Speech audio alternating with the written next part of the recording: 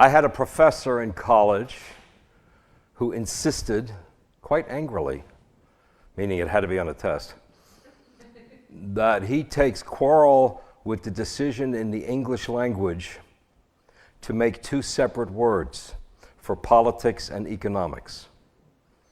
He said the concepts are interchangeable. You can't talk about politics without talking about economics. You can't talk about economics without talking about politics. I'll make it a three-way puzzle, history. You can't talk about history without talking about politics and without talking about economics. And so politics, as our opening slides, is what today's program is about, and understanding the politics. Most of the time we talk about the American Revolution, we talk about this. You know, we want to talk about what happened here. Of course, this painting was painted where? Anyone? Germany, right? Never mind.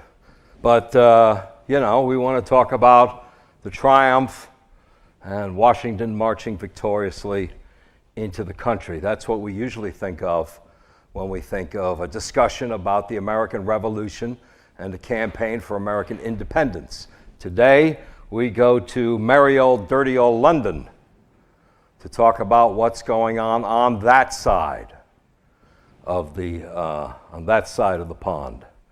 The March of Folly, How the British Lose America. Now, this program is something I put together, but this is not original. Okay, this is entirely an inspiration from reading the chapter by my favorite, and I think America's foremost historian, Barbara Tuchman. And so this story is from her chapter, piggybacking off of her, shamelessly, I might add, but there it is. So let's talk about Barbara Tuchman for a moment. March of Folly is one of her latest books, 1984, I think it was, where she wrote about various topics and like, what were they thinking? Was basically her theme. Barbara Tuchman, of course, I hope most of you recognize the name, is most famous for The Guns of August. That was her breakout Pulitzer Prize winning book about the advent, the first month of World War I. And this book was not only a historic breakthrough, the Organization of American Historians sent out a poll to 300 history professors with the lists of the 82 books that had won the Pulitzer Prize in the 20th century and asked them to rank the books of the century, and The Guns of August was far ahead, number one, as the premier Pulitzer Prize winning history book of the century. And one of the reasons it was a bestseller is she had a great press agent. She had a great promoter. Can't do better than the President of the United States. He was himself had written a book about English oversights leading up to the Second World War. And so he was a great admirer of her book because of the moment of the Cuban Missile Crisis.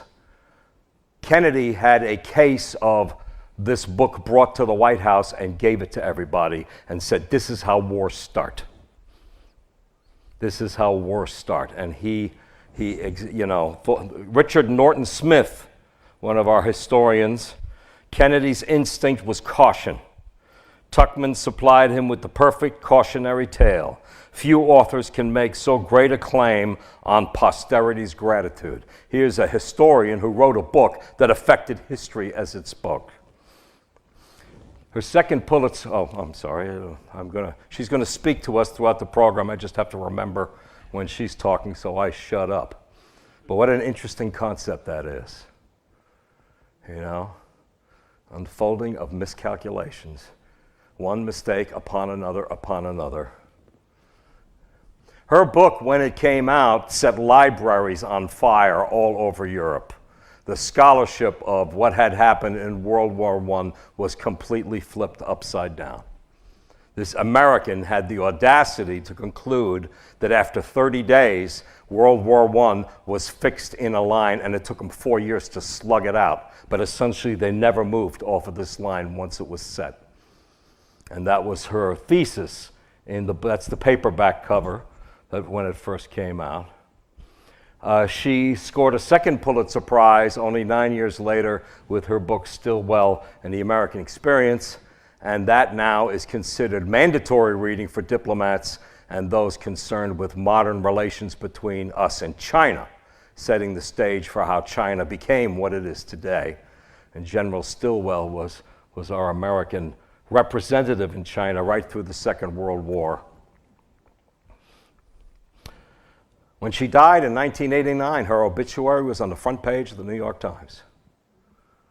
So this is a substantial person. Barbara Tuchman was born Barbara Wertheim, 1912, of a very wealthy Jewish family. Her father, Maurice, philanthropist, investment banker, bought teetering properties. At one point, he even bought the failing magazine, The Nation, which still survives to this day. It was on the edge of bankruptcy. They came to his bank to try to renegotiate a loan, and he just invested in it and basically took over The Nation. His mother, Alma, Barbara's mother, his wife, her brother was Henry Morgenthau, the Treasury Secretary for Franklin Roosevelt for all of 16 years. He's the architect of the New Deal. And that was her uncle. So she had quite a pedigree.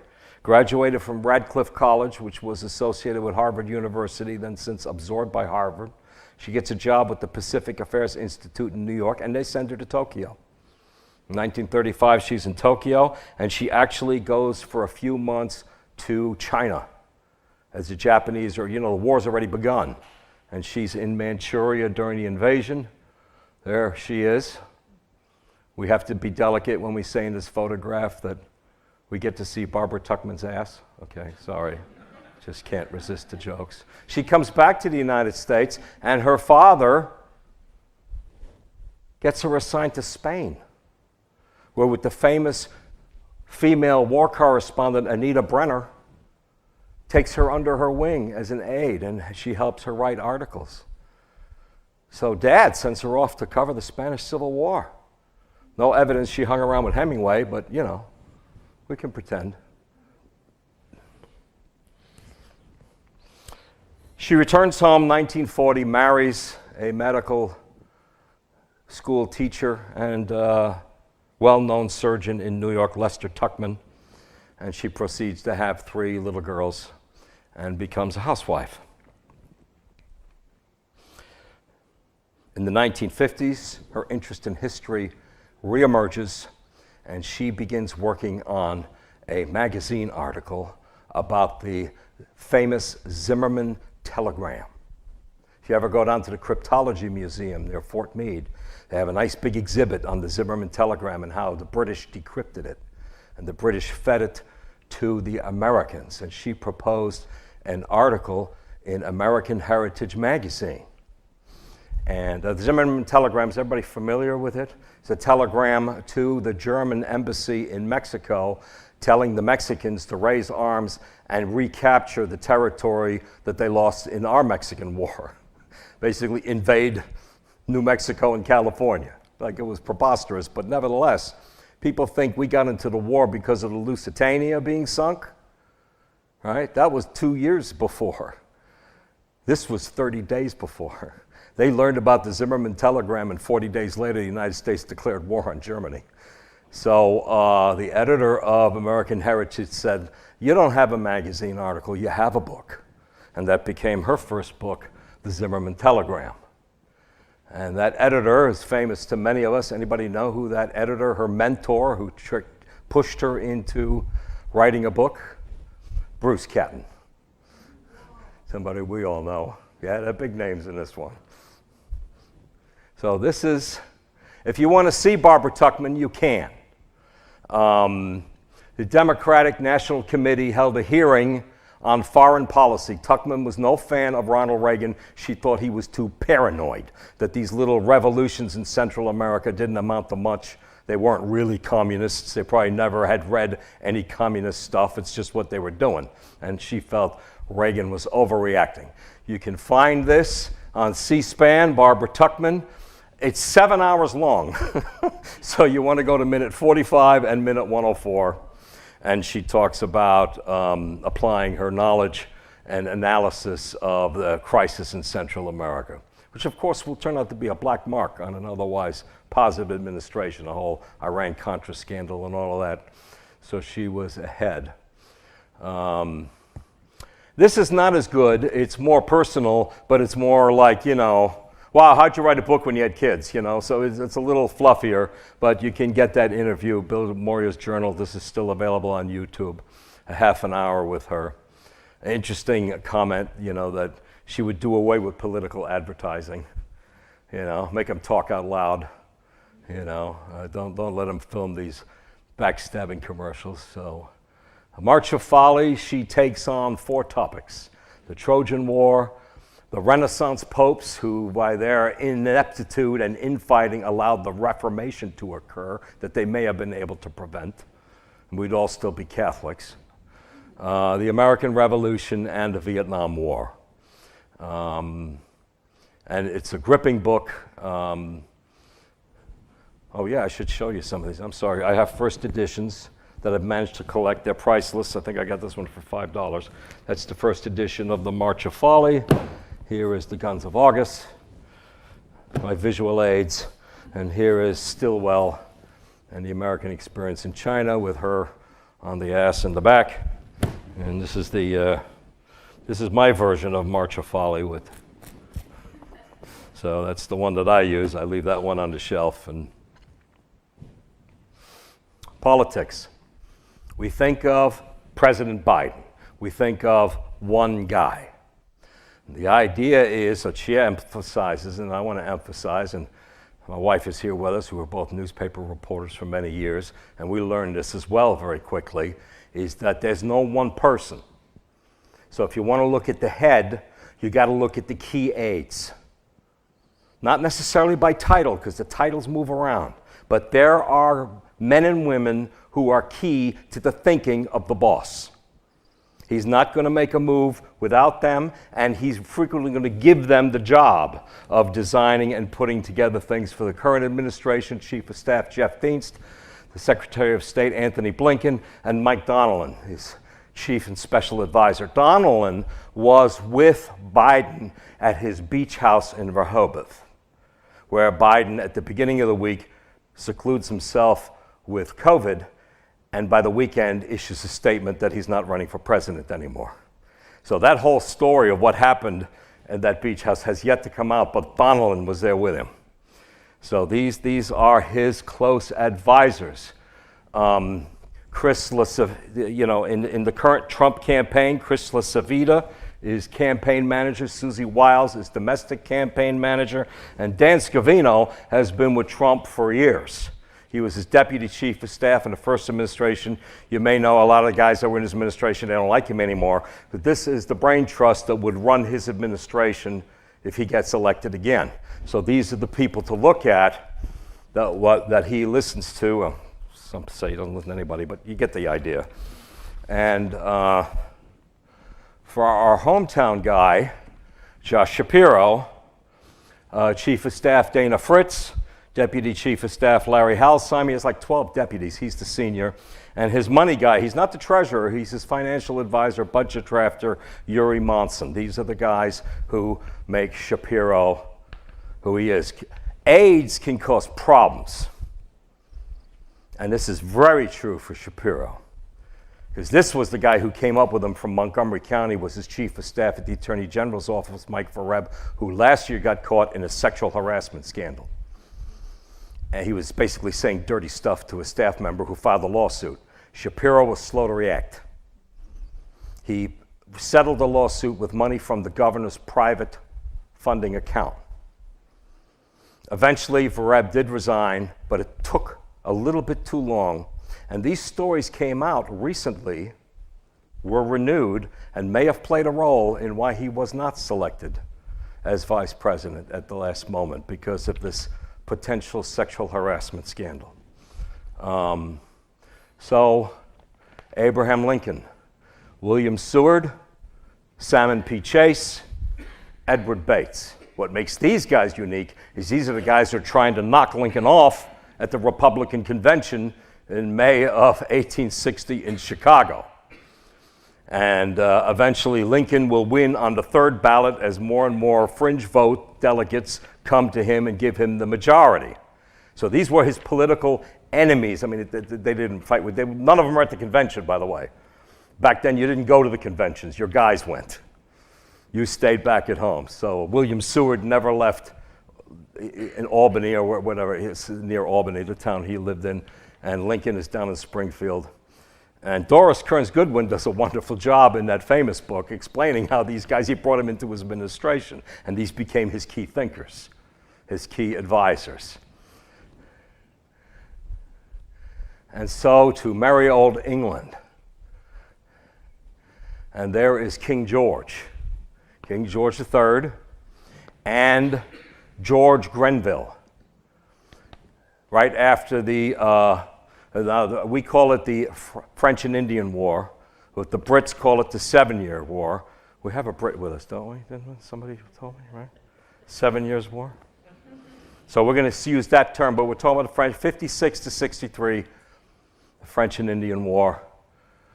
George Grenville, Frederick Lord North, 12 years, served as first minister, and the most famous of them is William Pitt, who was the first minister. That's what they called him then. Today we call him prime minister.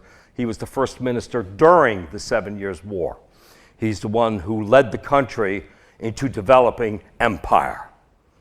That little village on the Monongahela River is named for him, Pittsburgh. So these are the key factors who will influence King George. And King George, you know, we could do a whole program just talking about him. But King George was unwell. He was perennially sick, and his illnesses included severe mental illness. There are different theories.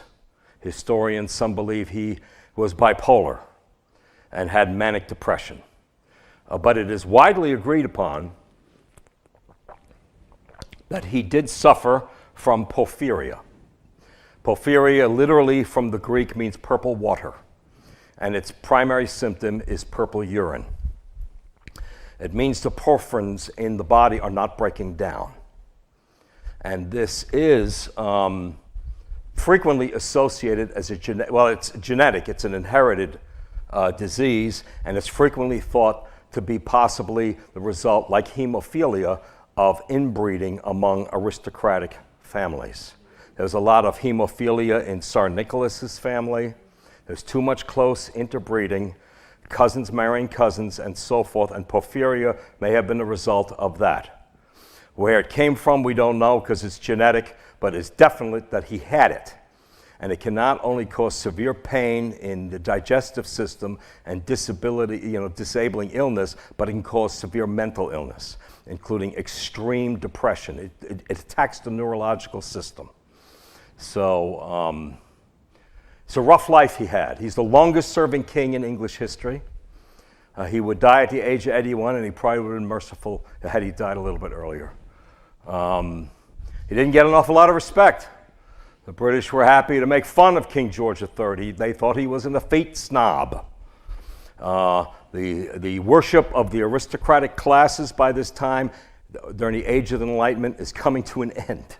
Aristocrats are aristocrats and are rich, but common man in the streets of London, not so hot on the rich people. That's starting to go its way. We're reading more from the French and from the Americans, where even the wealthy work in the fields, and the aristocratic privilege, not so popular. Madness of King George, a movie and a play, dealing with the torture that he would undergo with doctors who were experimenting with what may have been wrong with him. And ultimately, in the last 10 years of life, he he goes completely insane and actually becomes blind. Can you imagine that? Someone who's depressive to begin with goes completely blind, and for the last 10 years of his life is essentially, bedridden in was it Windsor, at Windsor Castle, at the House of Windsor, and just has a kind of a miserable existence. But to his childhood, we think these periods of depression occurred, but he's in a troubled spot. Like is common with the English nobility for some reason, depending if you watch The Crown or not. There's a thing where the king and his oldest son, the Prince of Wales, do not get along. And this happened like over and over, and it's happening now. King George II and his oldest son, Frederick, hate each other's guts. And so Frederick lives in isolation at Leicester House and raises his son in isolation from everybody else with private tutors. That's King George II, and that's Frederick. Unfortunately for the future King George III, his father dies when he's 12 years old.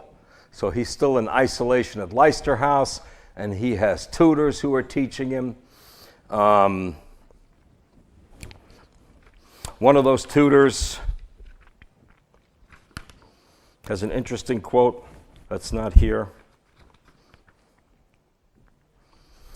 George, in the middle of his lessons, without warning, loved to retire to his study alone, to indulge the melancholy enjoyment of his own ill humor.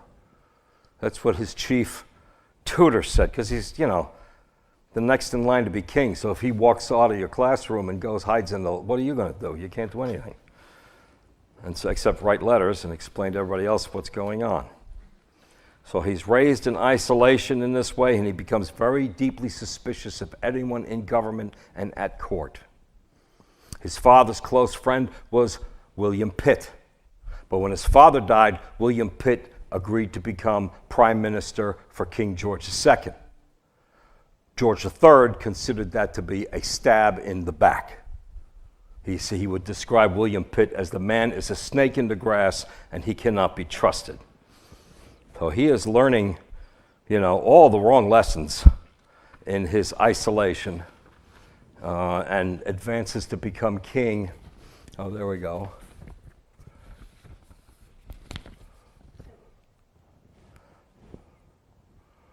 And he becomes king in 1760 in the middle of the 7 Years' War. Immediately fires everyone in the court to replace them with favorable people.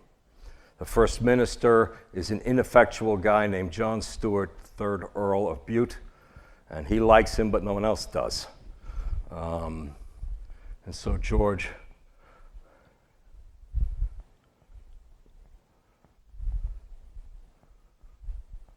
remember, don't talk over Barbara. Let her, everybody can see what she's saying over there, right? One thing George was able to do, procreate. So he marries a German princess, Princess Charlotte of Mecklenburg, 17 years old. Marries her in 1862, and for the next 20 years, she's pretty much constantly pregnant.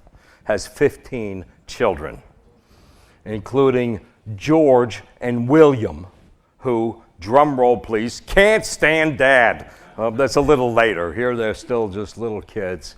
So George Grenville gets too little credit, Barbara thinks, and I agree, because she said it. What do I know? I just read her book. Because he's not an aristocrat. He's not a lord. He's not an earl. He's not a duke. He's a lawyer, got elected to Parliament in 1740, worked his way up for 20 years, and while William Pitt was the first minister, he was, I love this phrase, don't answer the question, he was the Chancellor of the Exchequer. What a cool name, right? Anybody know what that means? He's the Treasury Secretary, right? But it's such a better name. I bet you know the Treasury, Janet Helen. I want to be the Chancellor or something, Chancellor of the Exchequer. And then he becomes Prime Minister in 1763, and he is not a lord. He is not an aristocrat. This is groundbreaking. You know, this is the beginning of the crack in that golden ceiling between the aristocrats. You know, we hear frequently with presentism and looking at the past through present day glasses, and we criticize the limits of the phrase that Virginia slaveholder wrote on the piece of paper that said all men are created equal. And we look at how limited that was. That it obviously didn't apply to his slaves, it didn't apply to women. You have to look at Old England to see how groundbreaking this idea was. That your definition as a man is not defined by your title or by your parentage, but by your efforts to learn the law and to get elected to Parliament and to work your way up. This is George Grenville. Of course, the country is in a financial catastrophe. They couldn't afford the 7 Years' War, they just won. And they're in a financial disaster. So Grenville, in many respects, is the first modern leader because he takes over in a country that's having a financial crisis. We think it's just us these days. Right back then, they cannot pay the bills. Their biggest debt, their biggest bill in the British government, let's not go so fast. The biggest debt, the biggest item in the British budget was debt service on the bonds that they had issued to pay for the 7 Years' War. The number one cost in their budget was debt service, interest payments on the loans that they had still taken out. And so Grenville takes some severe measures. He cuts the army to shreds. 120,000 troops, he reduces the armed force to 30,000. He closes 70% of the shipyards in a country that's supposed to be a naval power. Now there's not enough room for the big battleships, the frigates. The yards are all closed. What does he do? He sells the frigates to private merchants. They can now buy themselves a battleship, complete with cannon. Because they're going to need them, because the Navy's cut to shreds, and who's going to protect them against the pirates? So now the merchants have armed ships for themselves. Who needs a Navy? I got my own guns. This is, he can't afford any of this. A massive austerity. Government's in revolt, and he recognizes that they must increase revenues. They have to figure out a way to raise revenues, and they look to the colonies. The soldiers are in the colonies, have them pay. Start enforcing the customs. The custom law have been in place for centuries, for decades, but nobody paying attention to them. You bring a load of tobacco or sugar into Boston, you're supposed to pay a customs duty. Well, they had a huge black market. John Hancock was one of the biggest smugglers on his ship, the Liberty. Sneaking and he would go into port right next to the British merchants. Nobody said enforcement was terrible. Grenville increases the enforcement. These customs laws are in place. Get these people to start paying customs duties because we need the money. The issue with Grenville is now he has set the tone that the only way we're going to solve our problems is by raising revenue. Grenville that's his big contribution to political talk. Grenville's secretary is a man named Richard Jackson, who's working to prevent this impact on the colonies, but he's his secretary, does what the boss says. But Richard Jackson was the customs official in Philadelphia, and he liked to drink a beer. And if you're in Philadelphia and you like to drink a beer, you become friends with Ben Franklin. And he writes him a letter. I have access to almost every place my friends of the colonies would wish to have access to, but I am not sensible in making any impression proportional to my efforts. I'm doing my best, Ben, but these guys are determined. You guys are going to start to bleed because they need the money and they need it bad. Governor Francis Bernard warns Grenville in a message saying these people are looking at the customs as if it's a new tax. And Grenville replies, it's not new. The customs have been in place. We're just starting to enforce them. And the famous quote will be emblazoned on his tombstone, all men wish not to be taxed. Grenville will be removed from office later for reasons we'll get into. I'm not sure we get him into now. 1766, King George has the first of several lapses into mental illness. since he's been crowned. So he got the crown, he got married, he had kids, and now he has a bender. And he is comatose practically. He's incommunicative. When he does wake up, he's frothing, he's yelling at hallucinations, and Grenville says, all right, and he's done. So he puts in a Regency Act, because the boys are only 2 and 3 years old. So they're going to make Princess Charlotte the regent to rule England as regent until one of the boys hits 21. Oh, King George gets better, finds out, and fires Grenville. You want to what? You're out of here. So that's Lord North now gets appointed. And this guy gives you one of the great quotes in history. Up until that point, for 10 years, there have been 5 prime ministers. North will bring stability from 1770 to 1782. He brings a measure of stability, Lord North. And he gives one of the greatest quotes ever. I'll be happy to share it with you. I have business cards. You send me an email, I'll send you the quote if you don't write it down fast enough. He sends a letter to King George. The first minister must be a man of great abilities, confident, decisive, forming wise plans and carrying them vigorously to execution. I am certainly not that man. So if he's in the office and things are getting out of control, one place he had refuge was the floor of Parliament, where the first minister sits in the first row. And when things got out of hand, Lord North would just go down to Parliament and sit in the first row and go to sleep. He could not hide from the harassments of office. He took refuge from them by sleeping on the front bench. Can't find the prime minister. Where is he? He's probably on the... Go on the floor of Parliament. If you hear some snoring, follow it. That's where you're going to find him. The problem with William Pitt is that he is also not healthy. Now, he didn't have the illnesses that King George did, but he has a severe case of gout and other digestive problems that really make him disabled. So the leader, the man who created the British Empire in some respects during the 7 Years' War, leaning on him after Grenville is relieved, before North takes over, Pitt is not up to the job. And he's just getting, he eventually served as first minister from his home, where he hardly ever gets out of bed. So it's a shame, because this is the guy who forged. He gets a great memorial statue in Glen, where is it? In, give you the right location. Guildhall. Beautiful statue in Guildhall, where George is just along the street with a statue where Neptune's bigger than he is. So Pitt wins the statue contest, or the memorial contest. But highly revered.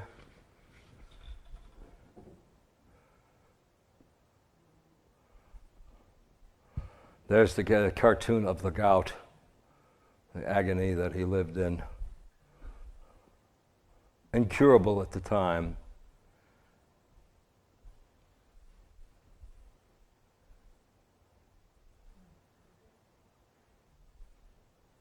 Something, isn't it, how history can turn.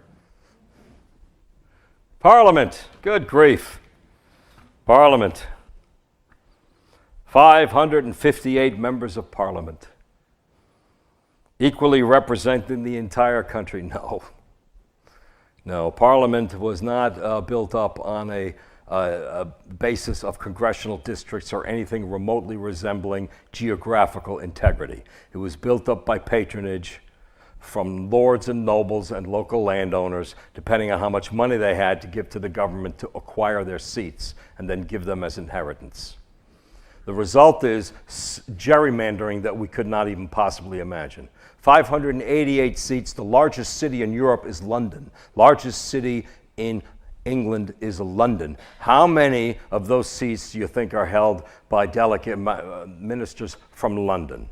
588 total. The answer is 7.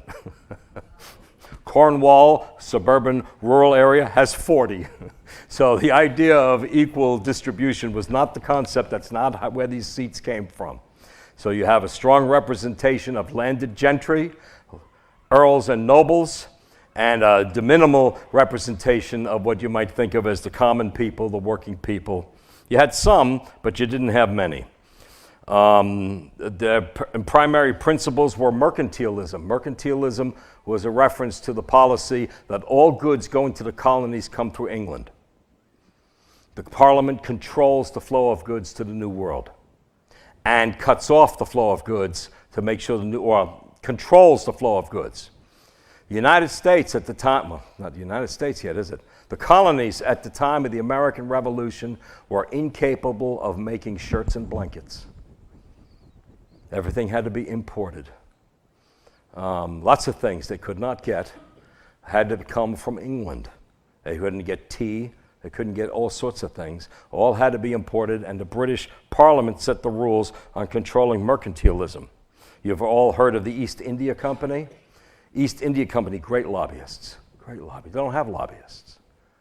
To win influence, they give the members of Parliament stock shares. So they're all owners of the company. So the East India Company, like 100 members of Parliament, have stock in the East India Company. So when issues come up affecting the East India Company, guess how they're going to be voting. Right, so it enforces protectionism, and it prevents other countries, Spain and France, from trading. There are French colonies in the Caribbean selling sugar to the Americans, has to go through British merchants. But this is a big country. These 13 colonies, they're huge. The coastline is larger than the coastline of continental Europe. And so this policy supercharges a black market. So most of the goods that Americans are buying on the black market. And the British have no control of it, but more importantly, in Parliament, they have no idea this is happening. The customs officials, who are aristocrats, never leave England. They appoint deputies who they send to the United States, to the American colonies, to act as customs officials. So the guy in charge of collecting customs in Boston, he never saw it. He never went to Boston. He just hired people and sent them. Do your job, yes, sir. So that was another thing. Noblesse oblige, the lords and the aristocrats all went into government service. It was part of their obligation. You didn't have to have any skills.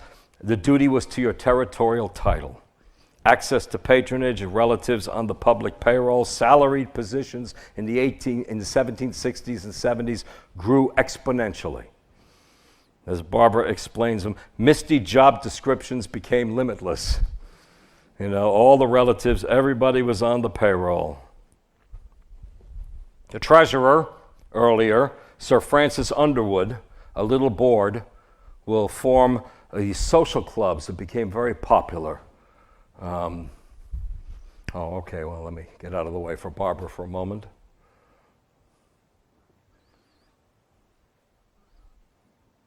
So, and these social pleasures would be exercised in the form of gentlemen's clubs that would meet all night long. Gambling, debauchery, drinking, reading newspapers, all sorts of horrible things they're doing, because they're not going to work, because that's not what aristocrats do. They have contempt for people like George Washington, who's out there getting dirt in his fingernails. That's not what aristocrats do.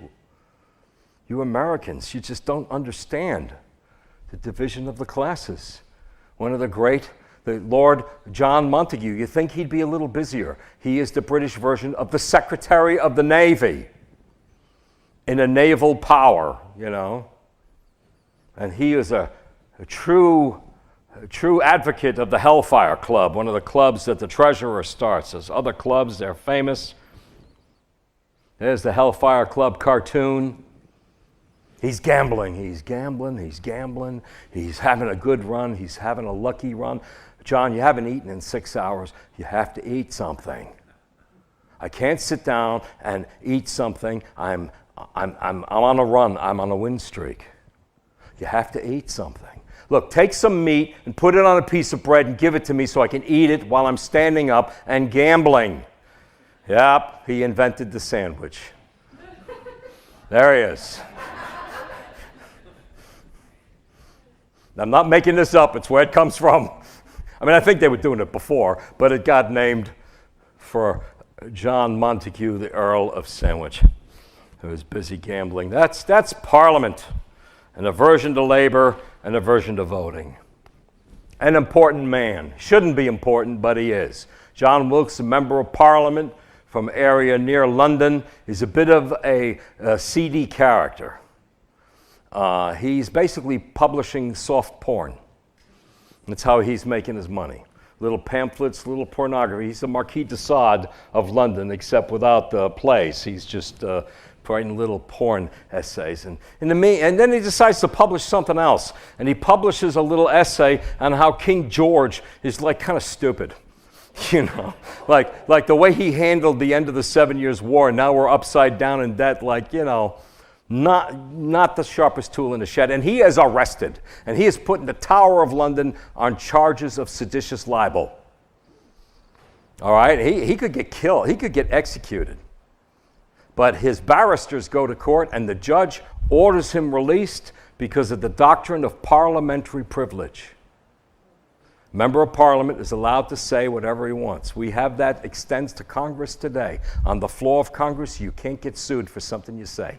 Say it outside, you're on your own. But on the floor of Congress, congressmen and people testifying are protected by congressional immunity, which is why sometimes they say really, never mind. But parliamentary immunity. So he gets released from prison, but now they want to vote to expel him. So there's a vote to expel Wilkes from the House of Commons. He is expelled, but the vote is close.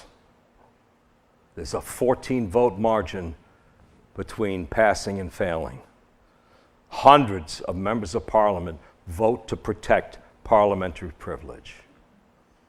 But Wilkes is expelled from England, goes to France, where he keeps up a productive pornography production business. During his trial, Lord Sandwich will take one of his a pornographic piece called Essays on Women and read it out loud from beginning to end on the floor of Parliament. You got to love the Earl of Sandwich. And King George, you know, about a third of the ministers have jobs in the government. And King George fires all the guys that voted no. Has them all kicked out of their government jobs. So the result is that he's cleansing the administration from dissenting voices and minority voices. You know, he's only being surrounded, the first minister and the king are only being surrounded by people that agree with them, which is never a good situation.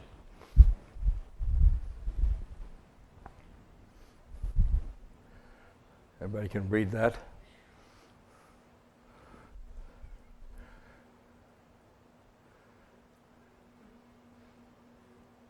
That's John Adams, in case you don't recognize him.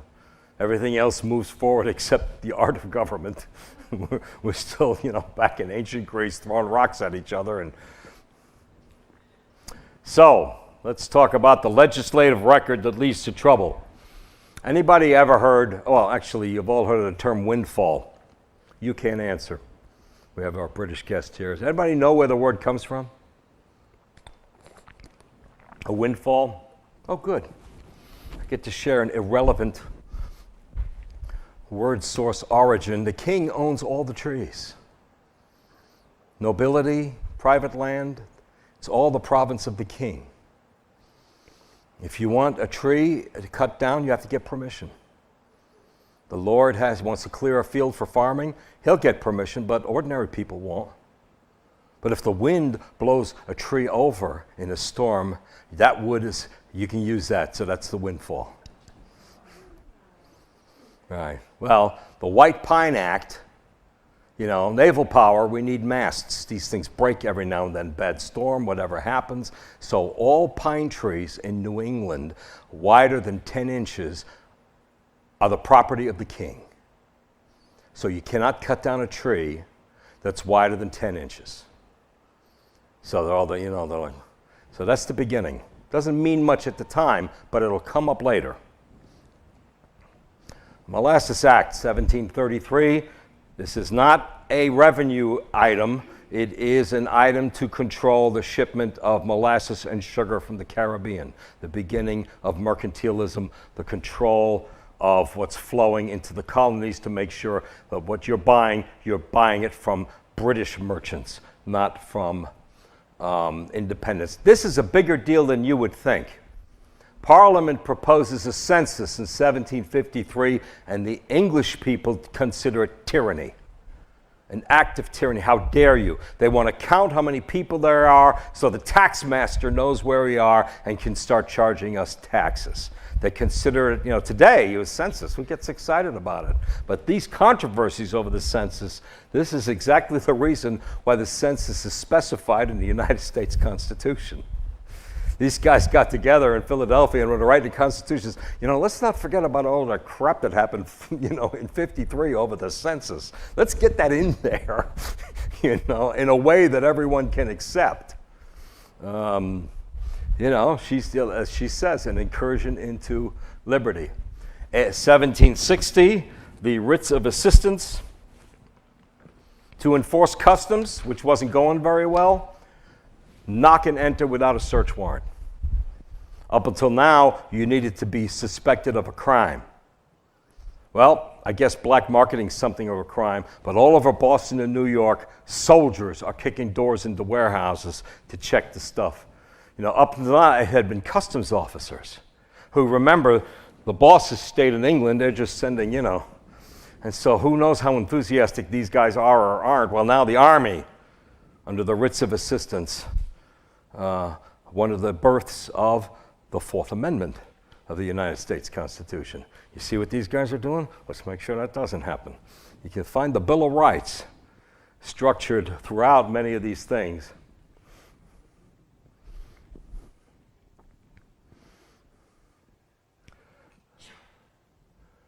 Right. So the reaction to the writs of assistance was violent in the in the colonies. And anyone could have picked up, look, this is the road to trouble to anyone who listened. Cider tax. This created tremendous trouble. This was the first effort to tax an excise tax, to tax a product. And the people in England went berserk. The colonies didn't even have to worry about it because it got crushed in England. But the concept of broader taxation was triggered. The cider tax was repealed, and the guy who proposed it got kicked out. First minister was kicked out of office.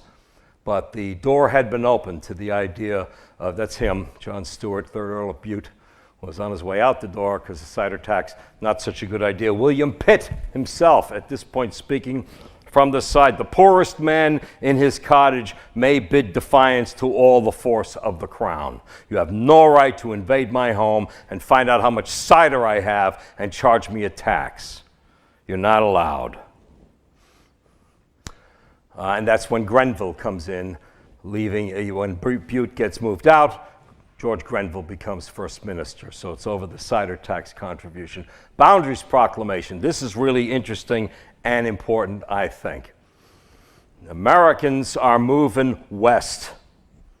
We've already fought the French and Indian War, and the Americans are moving into the Ohio Valley and into the Cumberland Valley. They're exploring to the west. And in Parliament, they're afraid they're going to bump into the Indians and the French. The French still have the Louisiana Territory, and they're going to reignite the 7 Years' War. We can't even pay for the one just finished. We are not, we sold half of our ships on and on and on. We don't want to let everybody know this, but we can have the war reignited. So they issue a Boundaries Act limiting the extent of the colonies and putting a boundary line on the colonies. What makes this interesting is that the colonials interpreted this of the English nobility carving out estates for themselves in the future, saying, I can't move into Kentucky because the aristocrats are carving it up for themselves. So this is the beginning of the mistrust between the two, because that's not what Parliament meant to do. They just didn't want to reignite the war. And the war was being reignited in what we call Pontiac's Rebellion. The Ottawa were reuniting the tribes in the Ohio Valley. There was insurrection among Indian tribes across 5 states. In order to simmer things down with Pontiac, they re-engaged trade and they promised to name a car after him. So that was good. And the key with the Boundaries Proclamation is that it showed that the colonials were no longer trusting what Parliament was doing. Not only they're pissing us off with the customs, but they're telling us one thing and we don't believe them. We think they're up to something else.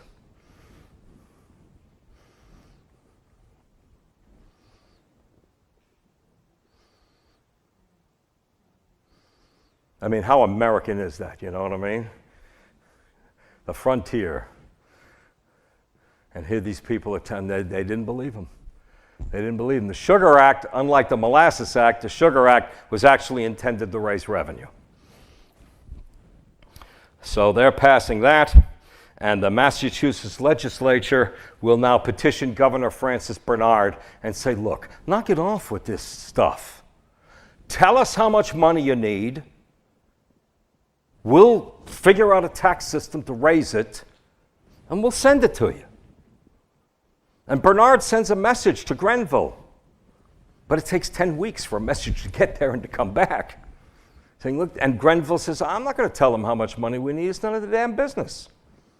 We'll decide what we need, and we'll decide what to tax. Popular myth. Taxation without representation. They didn't want seats in the Parliament. Scotland has 45 seats in Parliament, and they never got anything done. The colonies wouldn't have had 45 seats. They got nowhere. They didn't want seats in Parliament. Taxation without representation means let our legislatures tax. Let the legislatures we elected create the taxes. And we'll send the money to England, and everybody will be great.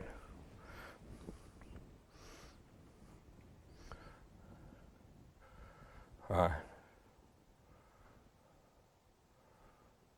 Now because of all of this, the Liberty Bloc is growing. These people who voted against the expulsion of John Wilkes, that's growing. And I just said that, so there I'm reminding myself of the notice. Quartering Act, the first act saying that the country, the colonials, had to provide through their legislatures with their own money housing for the British troops. You know, we had some forts, we had some barracks, but we needed more. So, you know, set up warehouses, set up whatever, set up quarters. You guys have to do this. That's the law because these troops, they need quarters. And the colonials didn't like that idea.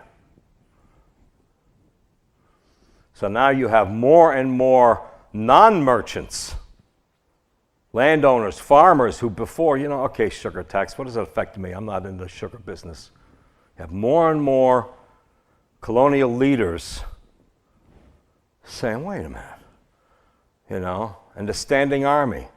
When the Constitution is ratified in Philadelphia, it provides for no army whatsoever. No army. And I want to get into an argument today about guns, but that's where the Second Amendment came in to make sure militias had guns. Because we have no army and no navy. That doesn't last long. But that's how it started, because this standing royal army terrorized us, intimidated us. The Stamp Act, the famous Stamp Act. Everybody knows what the stamps are, right? They're not postage stamps. It's a notarization on a legal document. You want to file a government document?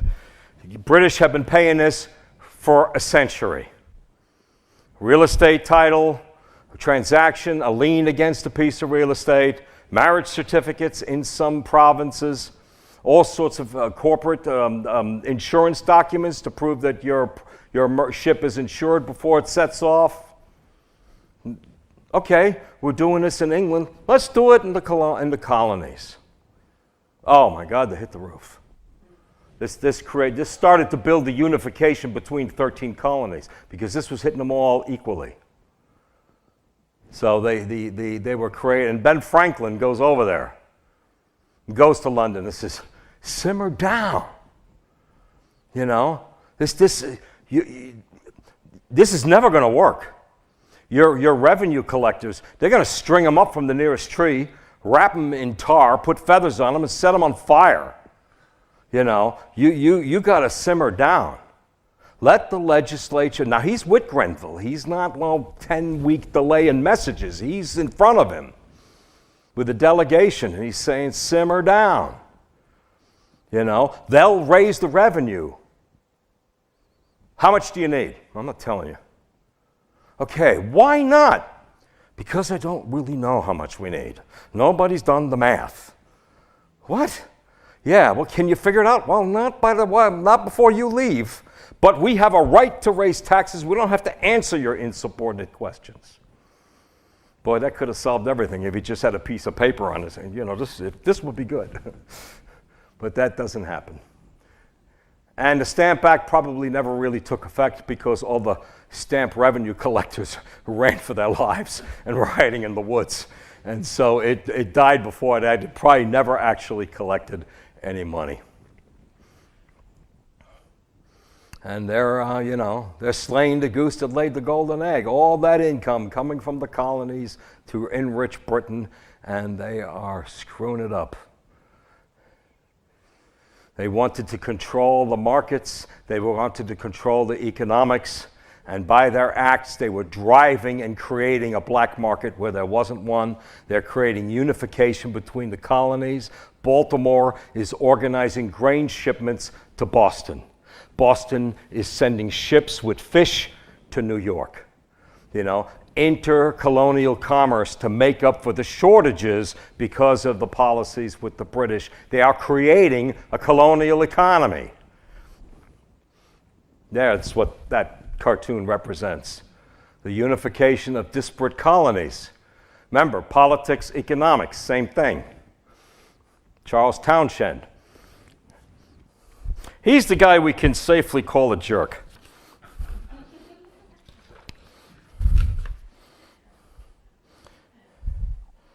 He becomes the treasurer and eventually wants to become first minister, but he is a step, Grenville's trying to get money. He's trying to figure out how to raise money. Townshend wants to punish the colonials for what they're doing. Punitive acts. And there's a great speech that he gives on the floor of the Parliament. Townshend stands up on the floor of the Parliament and proclaims, the colonial children were planted by our arms, and they owe allegiance to pay taxes to fund those arms. And Barr has a cow. And he stands up in the middle. They've never heard from this guy, at least not much in the record. He is a colonel commanding American troops in the 7 Years' War. He's now back at home, member of Parliament, and he listens to what this blowhard is saying, and he just loses it. And he gets up and gives a famous speech. And he says to him, they are planted by your care? No. Your oppressions planted them in America. You nourished them, they nourished up by your indulgences? No. They grew up by your neglect of them. They are protected by your arms. They have nobly taken up arms in your defense. And believe me, and remember that this day I told you so, that same spirit of freedom which actuated those people at first will accompany them still. They are a people jealous of their liberties, and who will vindicate them if ever they should be violated. The key here is they are a people. They are starting to talk about the American colonials as a separate people. They're not part of Britain anymore. And Parliament falls into stone silence. They don't know what to say. And Barr just stands there glaring at them, walks out the door, and then they pass the Stamp Act, 249 to 49. So obviously they weren't listening that much, but the message started to get across. And our two malcontents, John Wilkes, who started to build up that protectionist movement, the Liberty blocs that were voting against his ouster. And, all right, so that's the import of Barr's speech, or Barre, may have been the first moment. And they are the namesakes of Wilkes-Barre. They just named John Dickinson's idea, I think. Not that the two guys had really anything to do with each other. I don't think they ever met. And Wilkes-Barre, of course, mispronounced, and it remains famous to this day in Pennsylvania as a major center for the publication of pornography. No, I'm just kidding. By the way, laser pointer, John Wilkes' cousin is the actor Junius Brutus Booth. And he names his second son for John Wilkes. Creepy. The Quartering Act, okay? It's bad enough that you're not providing facilities for the troops. Now you have to feed them, okay? You have to raise the money to pay for the provisions to feed the troops.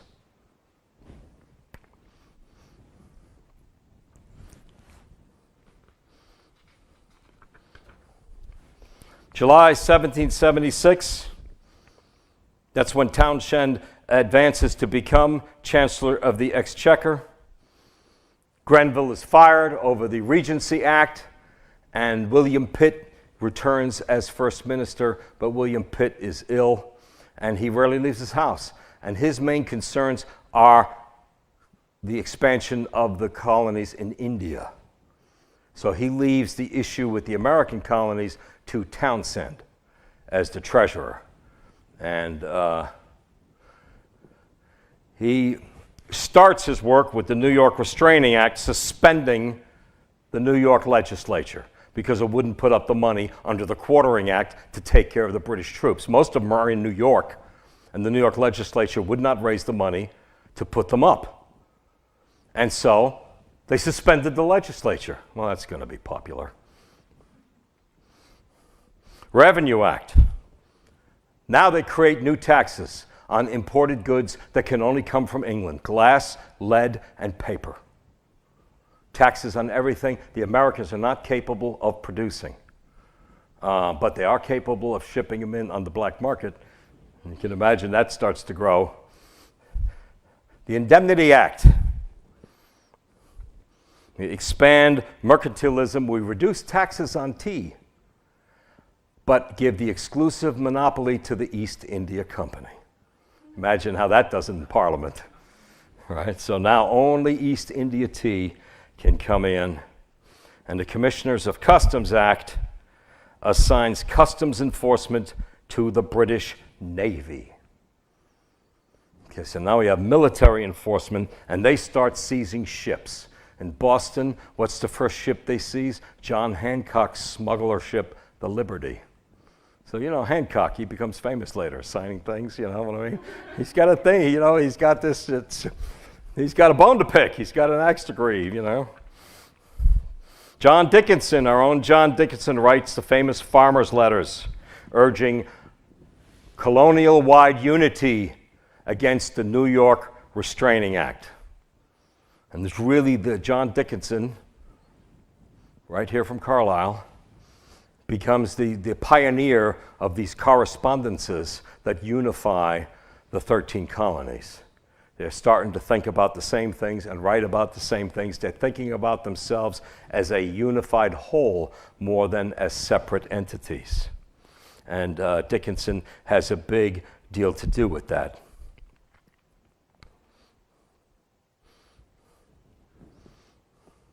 And these 4 acts become known as the Townshend Acts. God is not happy with these acts because 6 months after they passed, Townshend suddenly dies, just before he wanted to become prime minister. So it pays you. There's John Dickinson, who wrote these famous farmers' letter. The Romney incident becomes famous. 1868, there are riots in Boston. They're running around trying to find the customs collectors so they can tie them up to trees and set them on fire. And the battleship Romney frigate, they wouldn't call it a battleship, but it's the biggest naval ship in the fleet, floats into Boston Harbor, and all the tax customs officers run onto the ship for safety. Otherwise, they're going to get killed. So that becomes known as the Romney incident. There they are. I mean, it's all funny, you know what I mean? Tarring and feathering. But think it through. I mean, this is horrifying.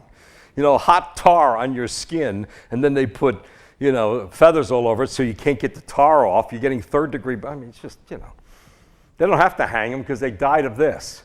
So they all think it's pretty funny there. They're all laughing, those terrible colonists, and so they're all, running to the Romney. And then, of course, in 1770, things get quite out of hand. General Thomas Gage brings regiments to enforce the law in Boston, including the 29th Regiment of Foot. This may come right out of the news. The 29th Regiment of Foot was largely made up of prison convicts who were released in exchange for service to the Crown. And they joined the 29th Regiment.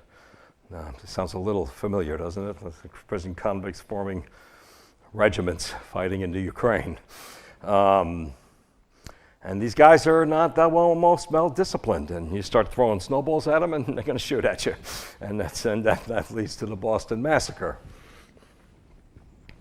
which, of course, this explodes across the country. The importance of the Boston Massacre is not the impact it has in London. The importance of it is the impact it has in the United States. Then the Pine Tree Riot. Remember the Pine Tree, the White Pine Act, way back when? Well, sawmill operators in New Hampshire and future Vermont start sawing down those 10-inch pine trees against the Pine Tree Act. And the sheriffs go out to arrest them and charge them with violating the Pine Tree Act. And these guys are put on trial, and a jury of their peers find them guilty, and they're fined $50. So it would have been better off if they just shot them, because this now gets back to Parliament 10 weeks later. What an insult. They clearly broke the law, the sacred Pine Tree Act. It's half a century old, and the jury penalized them $50. The Americans are thumbing their noses at us. Yeah, I'm glad you guys are picking that up. There's the Pine Tree flag. That will be the sign of the Pine Tree insurrection. The Navy develops its own flag. Now that flag picks on the concept of the divine right of kings, that the aristocracy gets its power from heaven. And they're making an appeal to heaven. Change your mind. Get rid of this guy. And so that's the meaning of the appeal to heaven flag, the Pine Tree flag. The Pine Tree State, Maine, 1820, adopts the Pine Tree flag as a sign of independence and those Mainers, they're all revolutionaries. And then, of course, the Pine Tree flag makes a resurrection in 2020 by Christian nationalists who don't really understand the appeal to heaven thing. They're taking it from a different tack. And there was a whole controversy when Marianne Alito hangs it from their beach house, and oh boy, then we're off to the races. So it all goes back. General Gage complaining.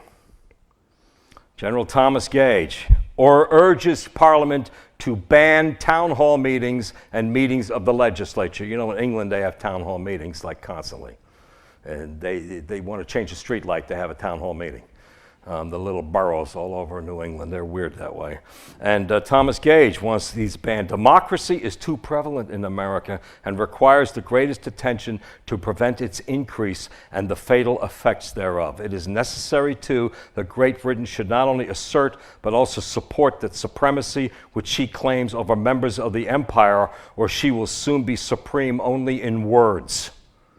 So this is essentially the supreme British commander in the colonies. He happens to be in Boston, and he's telling them, look, you guys, the ground's shaking over here. Pay attention. Oh, there he is. I'm sorry. Let me read the quote again. No, I'm kidding. And then the Tea Act, cutting the price of tea, reinforcing, cracking down on the black market where how Americans are getting most of their tea. And this will, of course, lead to the Boston Tea Party. Throwing all that British tea into the now delicious Charles River. Slaying popular myths. The Tea Act essentially put tea merchants out of business. If you were not an agent of the East India Tea Company, you immediately had no more product. And they're the ones who executed the Boston Tea Party. The Massachusetts petition. The legislature gets together and asks the governor what had actually come up before. Ask the prime minister what he wants. We'll raise the revenue. Repeal these other taxes. Give us a break with this stuff. And now we have the famous speech by Edmund Burke, an Irish member of Parliament, like Grenville, not a gentleman, not a official person. He's just a lawyer, but he's considered the most brilliant mind in the government. And I can't find what he, yes. And he speaks in 1774 on a interesting date. I'm trying to think of a better word, but it just escaped me. April 19th, 1774, where the clock is ticking. And he speaks to Parliament, and he says, "The distempered vigor and insane alacrity with which you are rushing to your ruin has shaken the pillars of a commercial empire that once circled the globe." I mean, he's given them the warning. In reaction, Parliament passes a law shutting down the port of Boston. That's it, you're closed. Navy comes in, military comes in, Boston is closed, threatened with starvation. And the other colonies send supplies, relief supplies, to Boston, which can no longer get commercial parts. Massachusetts Act, they suspend the legislature that was asking for a chance to raise taxes. They appoint the royal British governor having veto power over the legislature, and they outlaw all town hall meetings all over New England. It's now a violation of the law to have a town hall meeting. And now think about your roots for the First Amendment, the right to assembly. Administration of Justice Act, this is huge. Trivial today, big back then. You're charged with a crime, no more of this Boston Massacre crimes with John Adams being your defense attorney. You're charged with a crime, your trial takes place in London. You are put in shackles, you're put on a ship, and we're sending you back to London. That's where you're going to stand trial. And the Second Quartering Act, never mind legislature, the colonial governors are given the authority to take British soldiers and put them wherever they want to. Hotels, inns, your house. Waiting for the legislature to provide from the First and Second Quartering Act, provide the provisions, provide the housing. You're not doing it. Now the colonial governors, British appointees, have the power to seize property to put up soldiers. And they will become known as the Coercive Acts. They were acts very specifically intended to punish, and the Intolerable Acts.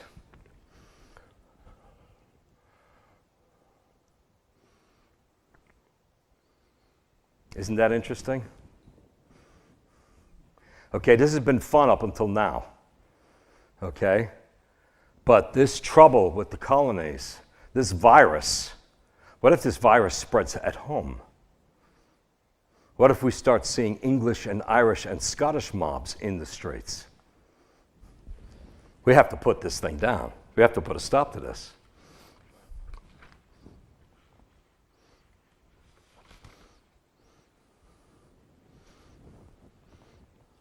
Now the Continental Congress convenes in Philadelphia, and this is the beginning of the end. Now they're coming together originally as the Committee of Correspondence.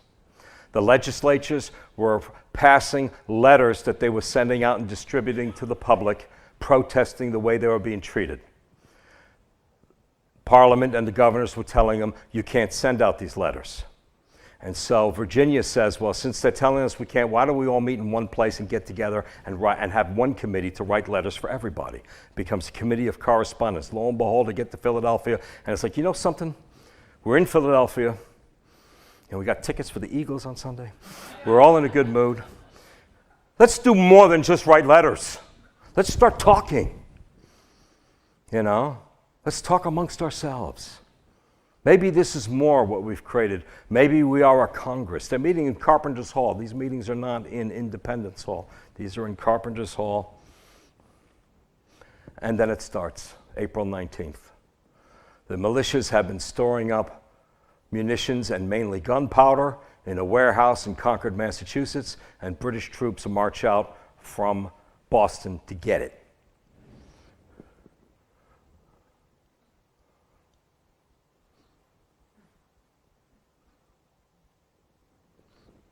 And the fight at Concord Bridge and the Battle Road is the main battle, because as these British regiments march back to Boston, they are ambushed and attacked relentlessly for 20 miles. They don't expect much from the Americans. They don't expect much of these soldiers. Samuel Johnson, I will love all of mankind except an American, a race of convicts who ought to be grateful for anything we allow them short of hanging. The late General Wolfe from Quebec. The worst soldiers in the universe, the dirtiest, most contemptible, cowardly dogs you can conceive. Our friend, Navy Secretary, Earl of Sandwich. They are raw, undisciplined, cowardly men. Well, William Pitt gives them a warning. William Pitt says, our Navy, thank you, Earl Sandwich, our Navy is too weak to enforce our laws. And he will write a letter to Parliament saying, let us retreat when we can, not when we must. But he cannot get enough of a coalition in Parliament to take action, partly because he's barely well. But he writes to his son, who is a commissioned officer in the British Army, and he resigns his commission and gets home. Lord Amherst, Geoffrey Amherst, famous 7 Years' War commander, Amherst College. They ask him to go to the New World, back to the colonies, to take command of British forces. And Amherst refuses. I will not raise arms against people to whom I am so much obliged. There is a great split. Ben Franklin smells it. And he organizes the Congress. So this is a condemnation of the Navy Secretary.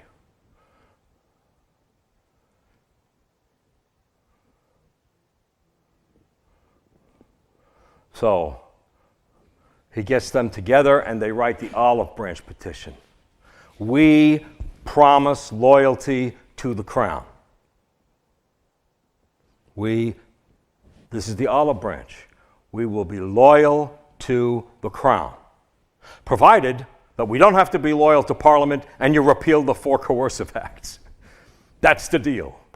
We pledge loyalty to the crown, but you got to get rid of these coercive acts. And by the way, no more crap from Parliament. We've had it with them. You know, deal directly with our legislatures. It's a bridge too far. It's good in consolidating the issues. Look, these are the problems. If you make these problems go away, it's one last chance to fix it.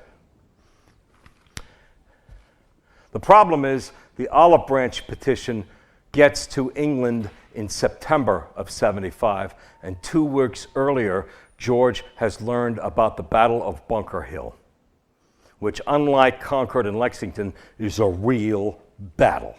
Hundreds and hundreds of soldiers holding the ground against an attack by 3 British regiments. They take Breed's Hill, which was the target, but the ground is littered with the bodies of dead British soldiers. And the evidence at Bunker Hill sends the message, these guys are going to fight. They're not, it's not just a bunch of rabble who shot at you from behind the trees. These guys are going to make an army and they're going to fight. And George is furious. And here's the olive branch petition. Get out! So he never even reads it. So it's too little, it's too late.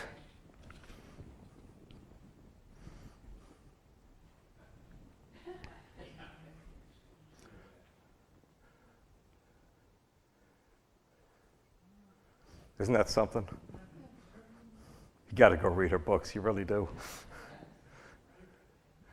William Pitt goes back to the halls of Parliament and gives an impassioned speech. But he collapses in the middle of the speech, has to be carried out. He's just too ill. But he tells them, think like they do. You are Englishmen. If I were an American, as I am an Englishman, while foreign troops have landed in my country, I would never lay down my arms. Never, never, never. And they won't either. Again, the recognition we're actually two separate peoples. It's actually a different country. But it's a recognition the members of Parliament wouldn't make. The horrid tragedy has commenced.